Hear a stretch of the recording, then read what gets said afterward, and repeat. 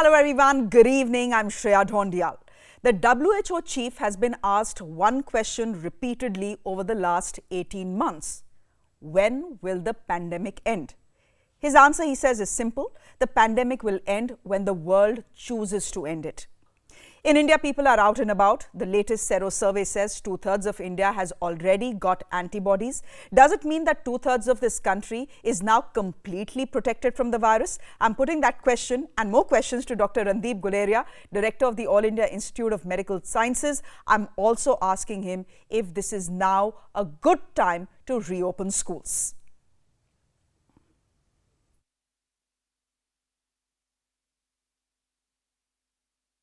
Dr. Guleria, thank you very much for your time here on CNN News 18. We've seen what the Sero survey numbers are telling us, that two-thirds of this country already has antibodies.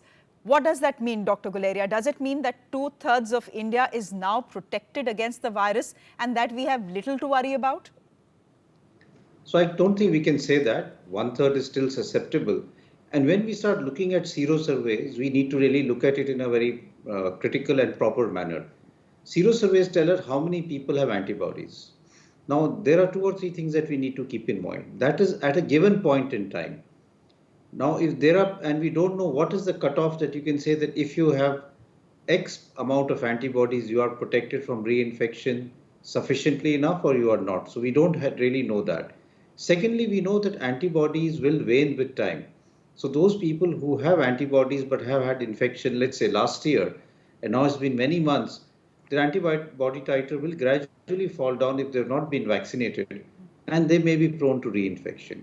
And with the vaccine going on, we start looking at what is known as RE, the effective reproduction number, where we look at the population which has been vaccinated and the population which has also got infection, and then see how can the rate of transmission be looked at. So the news is good because it suggests a significant number of Indians have antibodies, and therefore it shows that it's less likely that subsequent waves will be as bad as the previous ones, because as compared to the previous Sero survey when it was only around 20-21%, now we have crossed 50% or more than 60%, meaning that many people have had the infection, are protected, and vaccines also are now increasingly being given. And therefore, I think it's a good sign that in the future, at least severe disease will not be there. We may have mild disease, and we may not have a very bad third wave. So the SBI is saying that it could come in August and peak in September. Is that an estimation that you would go with as well? There's a lot of opening and traveling happening. There will, and with let's say one-third of the susceptible population, there is a chance that in the next few weeks, that is by September or so, we may see a surge in the number of cases. Doctor, now to a section of our population that everyone is very emotional about, children. We'll come to the discussion about whether it's time to open up schools or not. We'll come to that in just a bit. But I want to ask you this first up. The Sero survey seems to be suggesting that more than 50% of India's children have antibodies. Does it mean that the third wave, which was, and the theory was that the third wave, when it comes, will impact kids the most, that is not likely to happen? Is that what it means? Correct. So I'd just like to add two or three things. One is the argument for the third wave impacting children was that children are still susceptible because we have protected them and they don't have vaccination, and therefore they will be the ones who will not have had the infection. And therefore, whenever there is a surge in the number of cases, children will get impacted more than adults who have either had the infection or have been vaccinated. The Sero survey shows that that is not true. Children also have got the infection to a large amount, but they've had milder infection and have recovered from it.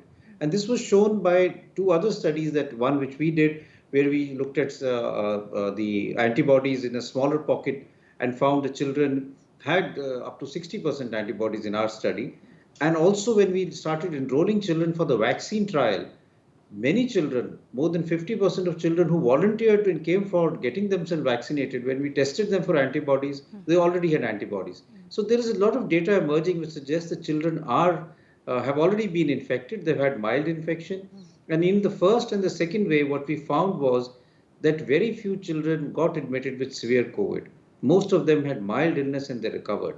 Therefore, I don't think that the theory that children will have severe infection in the coming waves or will be the one which will be largely impacted is true. And now there is more evidence based on the Sero survey to support that. Okay, so Dr. Goleria, the question that all parents want to ask, is it now safe enough for us to send our children to school? Is it safe enough for schools to reopen?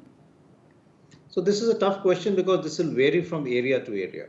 But I'll add a few things. First is that if we start looking at a risk benefit analysis, one would say that with the Sero survey showing that more than 50% of children have antibodies, we also know they have mild illness. And at the same time, we also know that children have really suffered a lot for more than 18 months because they've had online classes, and especially children who are marginalized, who don't have access to the internet or to a computer or smartphones. They have actually literally dropped out of school. And school is not only about the education that we are giving through online classes, it's about character building, it's about social interactions, it's about building friends, it's about a lot of other things which schools do rather than just the education part.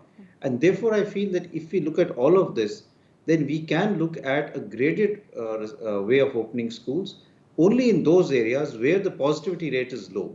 So if you have an area where or a district where the positivity rate say is less than 5%, you find that the cases are very few there, you could open up schools in a manner that you do close surveillance to see whether there is any increase in the number of cases there. You could have alternate days that half the school comes on one day, the other half comes on another day, so that there's not that much of crowding. And each area will have to be innovative. If the school has a lot of outdoor areas, they can, and if the weather is good, you could have more of outdoor activities, outdoor classes, where the chances of infection spreading is very, very low. So a lot of innovations locally will have to be developed. But I think if we do this, at least we could look at opening schools to some extent, and there is more confidence now. And hopefully by September, we will have vaccines also available for children, and that should also be a big boost.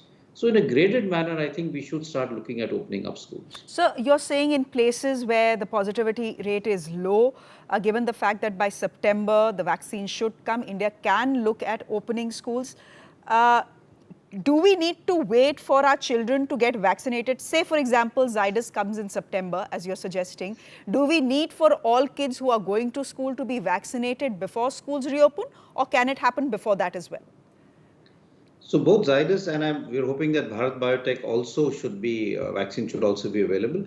I think if we look at two things, one is the chance that severe infection is less among children, and more than 50% of children, as per the Sero surveys, have had the infection and have had mild infection and have antibodies.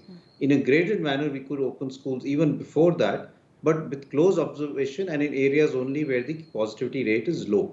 If a school is thinking of reopening, what do they need to keep in mind? Okay, masks, kids need to be in masks, social distancing, yes, but what else? I mean, we have been talking about the model in Sweden and the Nordic countries and how they've kept their schools open through the pandemic. Sure. But India is not Sweden or Finland or Norway, sir. Correct. So I totally agree with that.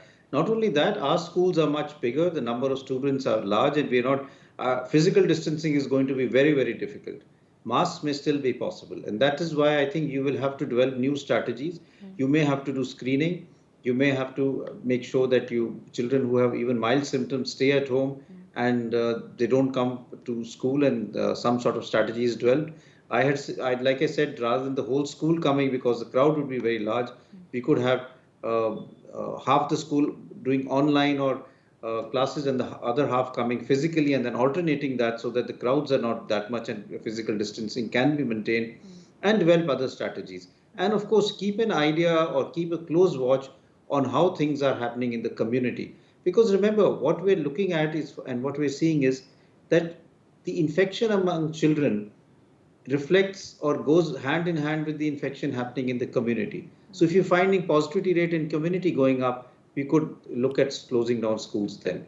At the same time, I think it's an important thing that all teachers who are in the school should also get themselves vaccinated. So schools should also make sure that when they're opening up physically, teachers are sort of come forward and get themselves vaccinated so that they're also protected and they don't get the infection. Sir, the ICMR is saying that yes, open up schools, but when you do that, primary schools need to open up first and then secondary schools. What's the logic behind that, sir? So the data that is there suggests that the infection is much more milder and less in younger children as compared to older children because of the fact that their immune system is able to tackle the infection better. They have the virus attaches to what we call ACE receptors, and in the nasal mucosa and throat of children, these receptors are less, and therefore the virus is not able to attach to in a large amount to the nose and throat of children, and thereby they get a milder infection. And this is much more in the younger children as compared to the older children. So the logic is that let's start with the primary schools, where their safety signals are much stronger as compared to the, let's say, middle or higher schools, where you may still have a little bit of more infection. But I think one could look at it for all schools rather than just the primary schools. So you're saying it's not necessary to open primary schools first. You can look at opening the entire school. Yes, but like I said, in a manner that you are able to have good, maintain some degree of physical distancing, avoid crowds. Okay. And if one is very much concerned, one can start at the primary school level, have a confidence over, let's say, 2 or 3 weeks that things are all right, and then gradually start opening up to the senior classes or the classes in a graded manner. Last question, sir. Vaccines for children, you have said they should be available in September. What vaccine are you talking about, one vaccine or two vaccines? And by when can India start inoculating its children? If it's approved on September, I'm assuming it will take some time for the inoculation process to start. So the vaccine, we already have vaccine centers. Vaccines are already being given, and the trials which are going on and which have now the follow-up is only going on. That is for the Bharat Biotech vaccine. The Zydus vaccine, the Zydus Covid, has already completed the trials in children. So this data should all be out. So once the regulatory approval happens, which hopefully should happen in September, then it's just sort of adding this group to the CoWIN portal, because they couldn't just get vaccinated immediately once that is done. So you're saying the good news is that by September, if all goes well, India can start vaccinating its children. Dr. Guleria, thank you very much. We'll leave it there for the moment. Thank you very much for joining us and answering our questions. Thank you. Thank you very much. Putting that entire interview on our website, news18.com as well. It will be on my Twitter handle as well. Up next, how COVID could end up winning gold at the Olympics. A special report and a ground report is coming up from Tokyo. Do stay with us.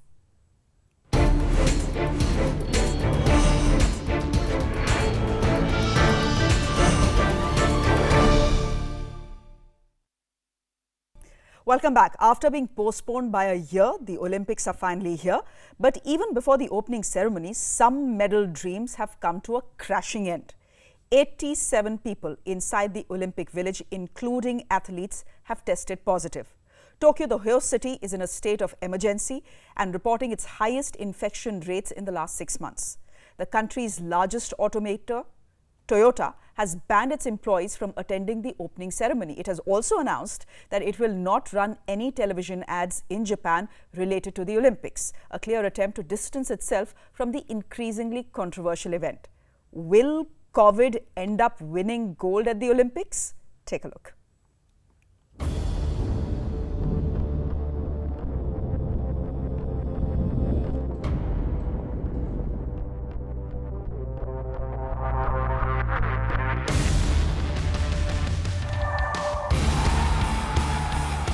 Rafael Nadal, Roger Federer, Serena Williams. The three biggest names on Mount Rushmore of tennis are a no-show at the Olympic Games, thanks to the pandemic.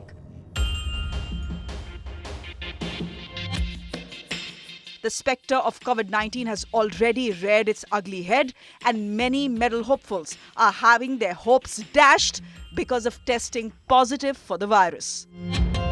From the US contingent, tennis star Coco Gauff, beach volleyball player Taylor Crabb, basketball player Bradley Beal have withdrawn after being infected. Dutch skateboarder Candy Jacob and Czech Republic table tennis player Pavel Sirkus have also had to pull the plug on their Olympic dreams.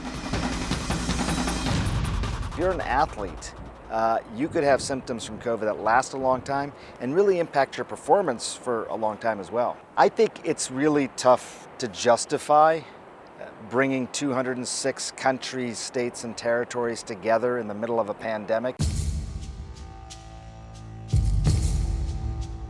This is a summer game like no other. Thousands of Olympians are participating from over 200 countries, but fans have been banned from 25 Tokyo venues as the city is under a COVID state of emergency.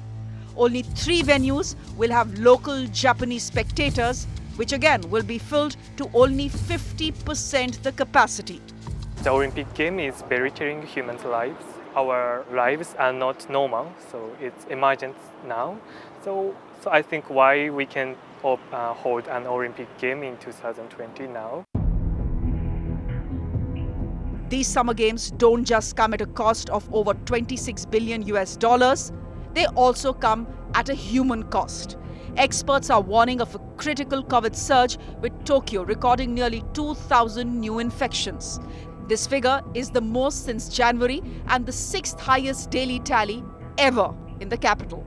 With only 20% of its population fully vaccinated, more voices are speaking against hosting the games, with many volunteers already quitting.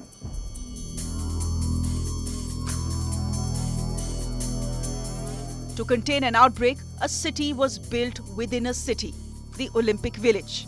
However, even that is now witnessing a surge, 70 and counting. These are despite the countermeasures put in place, including daily testing, wearing masks at all times, and an app to record your health status and monitor all your actions. After more than a year's delay, the highly anticipated Tokyo Olympics are finally underway. The greatest sporting spectacle on earth is now under scrutiny over fears of becoming a super spreader. Nobody knows if nearly empty venues will be enough to contain the disease. At Tokyo 2020, not just Olympic dreams, but lives are on the line as well. With Saisha Aluwalia in New Delhi, I'm Shreya Dhondial. Now, 80% athletes and their support staff are vaccinated, but then vaccination does not give you 100% protection against the virus. We know this. Selina Wang is live with us from the Olympic Games Village in Tokyo. Selina, thanks very much for joining us. The Olympic countdown has begun. How's it looking on the ground? Is there nervousness or is there excitement? Well, Shreya, I've been talking to residents for months about these games, and in the days leading up, there's a lot of mixed feelings. There's a mix of anxiety, and some people also excited to watch them on TV. But this is as Tokyo is dealing with a major surge in COVID-19 cases, just reporting nearly 2,000 cases, the highest in 6 months, and also a growing number of COVID-19 cases linked to these games. So there is anxiety among the broader public as well as among medical experts. Shreya? The numbers are growing. More than 80 people have tested positive in the games despite such strict SOPs in place.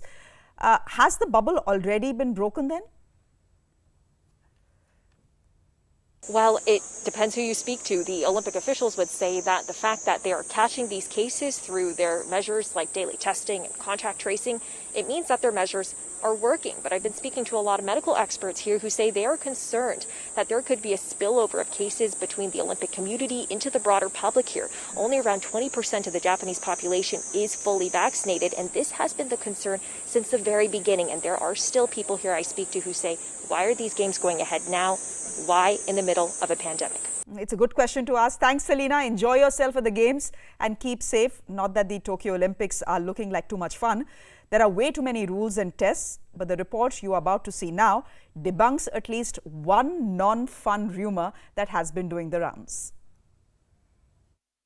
Under normal circumstances, the Olympics create a festival-like atmosphere. But COVID fears at these games have created a unique situation. 97% of events taking place will be held without spectators. And for all events, the sale of alcohol has been banned and fans are not allowed to cheer. Back in the Olympic Village, organizers say athletes can only consume alcohol alone in their room and must avoid hugs, handshakes, high fives, and apparently sex. In today's episode of Fake News at the Olympic Games, the beds are meant to be anti-sex. Recently, some media reports and athlete tweets came out saying that the beds, made of recycled materials, were anti-sex and would collapse under the weight of more than one person or celebrations. A claim that Olympic organizers say isn't true, and one that was ever so elegantly disproven by Irish gymnast Rhys McCleanahan. Apparently, they're meant to break at any sudden movements. It's fake. Fake news. Over the past several decades, the Olympic Village has developed a bit of a reputation. That reputation involves hundreds of thousands of condoms and a lot of people using them. All the top athletes of the Olympics had extreme concentration for long years, and we cannot live only with concentration, and we need release. That release for athletes, according to Maki Hirayama, a sociologist who studies sexuality, often happens in the form of sexual activity. After the competition, they need a big relaxation. And I believe to have sex is the biggest relaxation. While Olympic organizers didn't include any specifics about sex in the playbook outlining COVID-19 countermeasures, they are, in a way, making it more difficult.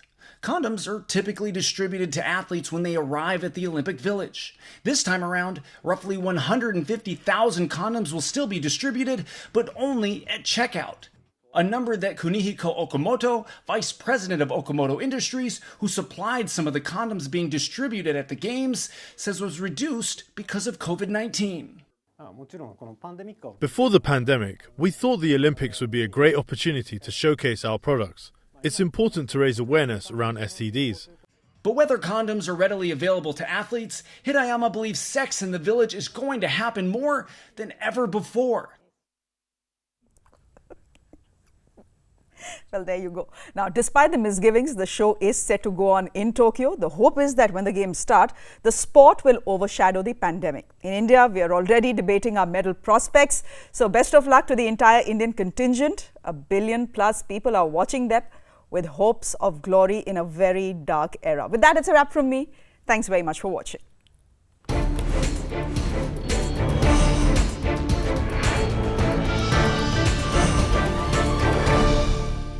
Any order that is